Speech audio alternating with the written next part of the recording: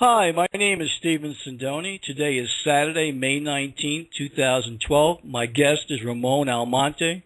Ramon is a native New Yorker of Dominican parentage who was raised on the Upper West Side of Manhattan. At an early age, Ramon fell in love with ufology, science fiction, and spirituality, which was very instrumental in molding who he is as a person, developing his character. Ramon is presently the co-host of the 100th Monkey radio show that used to be heard weekly on BBS Radio on the internet, but now it can be heard on YouTube. Ramon is also the author of a book entitled Scratching the Cosmic Conscious. Ramon is presently residing in Japan. Ramon, I'd like to welcome you to Stephen's World Talk Radio. Thank you so much, man. I really appreciate it. I really appreciate you bringing me on the show. Well, it's my pleasure. You're a very interesting fellow, and I think it's important that the public get to find out who Ramon Almonte is today. Well, let's see. It all started, I was born in like 1976 in New York, as everybody knows. But I think my earliest memory was I had an out-of-body experience when I was either 2 or 3 because I was still in the crib. And as I'm looking at my baby bottle, I'm trying to grab it, my hand's going through it. My hand keeps going through the baby bottle, and I was getting frustrated, and that's all I really remember. But after that, to move a little fast forward, my parents, especially on my mother's side, they were very into Santeria. So that was like my beginning spirituality on one side. And then on the other side, my father was a Baptist. So don't ask me how those two ended up together, because my mother was practicing. And Santeria, for those of you who don't know, is the combination of the African religion Yoruba, which is from the west coast of Africa, and Catholicism. So most slaves in the Caribbean and in most places couldn't practice their religion, so they had to cover it up. And they took their deities and covered it with the saints from the Catholic religion.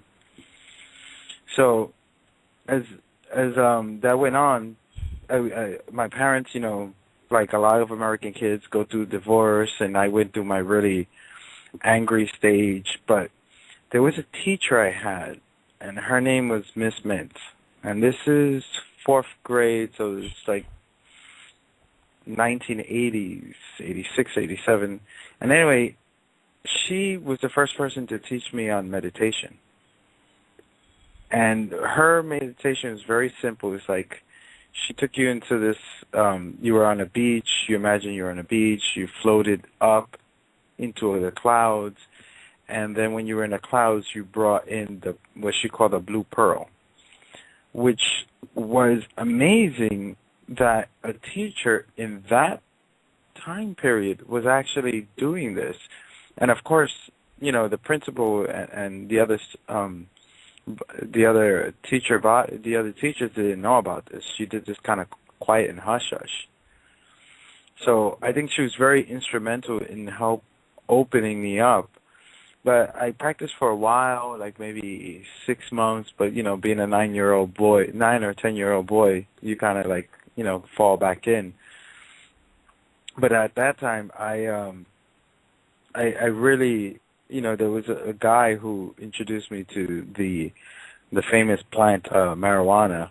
So I kind of like closed up for many years and moved on. And then to fast forward, my parents got divorced, and I was going through the angry stage.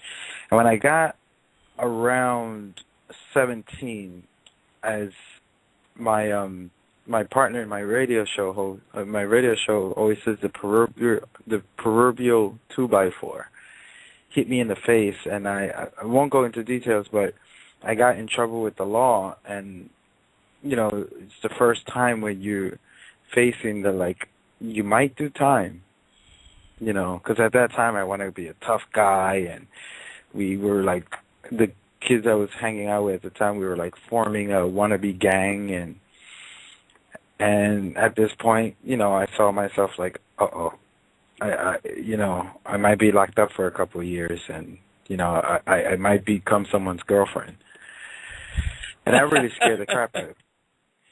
So you You grew know. up you grew up on the Upper West Side of Manhattan. Is that not correct? Yeah, which is not too far from Columbia University. But at that time, the Columbia students did not cross, past a certain point because it wasn't like dangerous and shoot 'em up kind of thing, but it wasn't. It was a sketchy neighborhood, and if you go now, it's just overpriced and all these really nice restaurants. And but back then, it was like predominantly the black neighborhood, and it, I don't know. It was just like the crack infestation was just all over the place. So you would say it So was territorial then, the neighborhoods in that time. very territorial. Very, especially when it came to the whole thing with the drug spots and stuff like that. And a lot of the, for us growing up, our heroes were the drug dealers, and that's horrible that that's who your heroes are these drug dealers who, and some of the big heroes that even to this day they've been dead like for 20 years and people still talk about them like they did something great. But really, what did they contribute to society? But not to go off topic too much, but so I got back into meditation, and that really woke me up. I gotta change. That's the first hint in my life that was like, I have to make a change. I have to become someone different. This person I am now is just gonna lead me down a bad path, and I don't like it. So I started reading a lot of books, and this brings me to a very funny story. In 1994, this we were like at that time, I was in this park called Morningside Park in Harlem, and we were like drinking and smoking pot, and this guy brings out this book, and the book is David Icke's book. And I think it was the first book he wrote. And he's like so into it. He's telling us about it. I'm like, oh, that's all BS, man. And then the irony about it is that now, like, I'm a huge fan of David Icke, and I have the utmost respect for him. And to look at him back then as like, oh, that's all BS, really not knowing what I was talking about, having no prior knowledge to any of it. But to move forward, I've had like a lot of, in my family, there's been a lot of, especially on my father's side, there's been a lot of weird things. Like, for example, my grandmother when my father was really young, there was this, what she called a really tall man in the room. She wakes up and there's this really tall man. And I'm not really sure the story what he looked like, but he was this really tall man in the room, and she asked him, like, what are you doing here? And he didn't like want to answer her, so she got kind of scared and grabbed some scissors. And according to her, she threw the scissors at the guy, and it hit his arm and it hit the wall. And the guy turned into a cat and then ran away. And then with my, so I'm just giving you a brief history of what I know of my family. And with my father, he's always like seen entities, and one of the entities he's seen is like graves and stuff like that. So within my family, this is kind of a common occurrence kind of thing. So I always wonder like what's really happening there. But to regress back a little bit to finish that up, when I was, how old was I? I think I was either 18 or 19. I went to a psychic, and because of the prior trouble I have gotten into, I was a little worried of retribution, and so I went to a psychic, and the psychic was telling me like, you're being watched. And then I was like, by who? And she was like very resistant to tell me, but then she finally said, you have aliens that watch you. And I was like, what? And again, it was just that, right away I kind of closed up, and I was just like, this woman's crazy.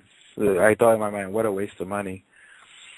But, finding out about my father and my grandmother is more like, well, she might be right. I've had since then I've had some weird stuff happen, so that only on shows like this I can talk about. Talk about this stuff in my neighborhood. It just blew me out. Well, that's why I'm giving you the opportunity to have the forum here, because these are things that you can't talk on the street corner. Yeah, and it kills me because we can talk about, the latest sneakers and, what superstar got drunk last night, but, we can't talk about what reality really is and what our conscience is really, what are we really here for? Because I know damn well we're not here to pay taxes and then die, as some people say. I'll tell you what we're here for. We're here to talk about your book. I like to talk about scratching the cosmic conscious. By the way, I found it thoroughly enjoying. I'd like you to tell the listeners what inspired you to write this book, Ramon.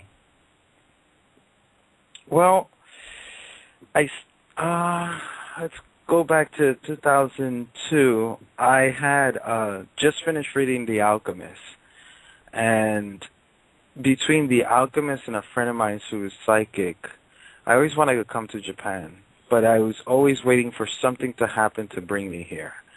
Something else had to bring me here, and I read The Alchemist, and I saw the way, for those of you who never read this book, you need to read it.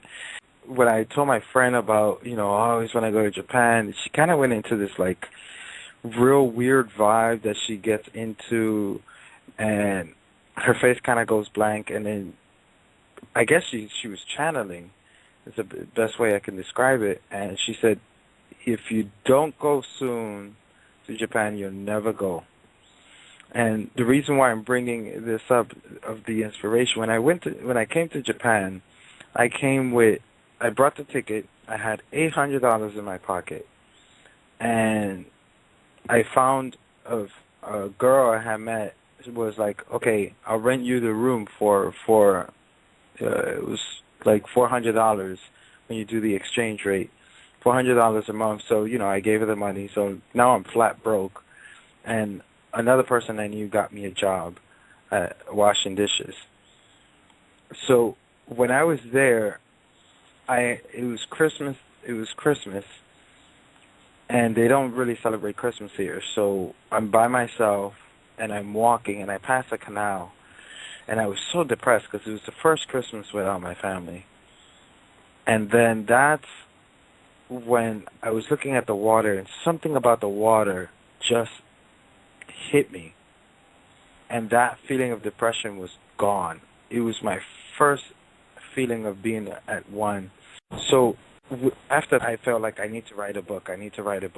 And then came 2007. That whole time I had that yearning to write a book, but I wasn't sure I would like start a page on, one book and then not do it, and then start a couple pages for another book and not do it. And 2007, I said, I need to sit down and write this book. And I'm like, okay, I'm going to write about my personal experience, but also adding into it the experience I would love to have and where I would love to be.